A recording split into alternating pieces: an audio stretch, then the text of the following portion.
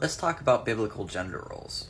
Jimmy Snow did a video the other day about biblical gender roles and their article about domestic discipline.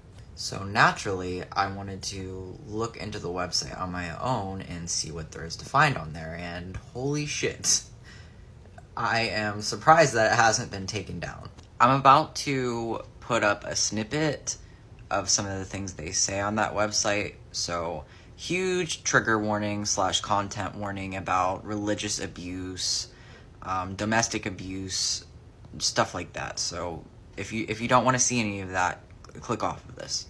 Before I start reading this, know that I do not condone any of this. Okay, so God made woman to desire and receive pleasure from her husband to bring him pleasure. But God also designed her as the gatekeeper of S, so that she would only desire it within the confines of marriage. God made woman to bring man pleasure because God desires pleasure. Okay, that's kind of...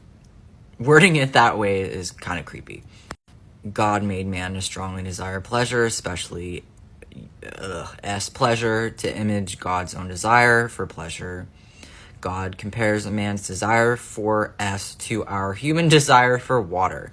To this end, God commands that men drink their fill of and satisfy themselves at all times with the well that is their wife's body, and he commands them to be ravished. Okay, let's talk about that. This is the perfect example of objectifying women.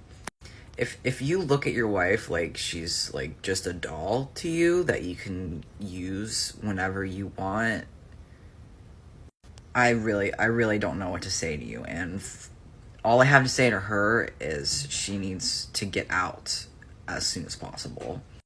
It's one thing to be a religious person. It's an entirely different ballgame when you're using religion to become a dictator to your wife. This is literally domestic abuse.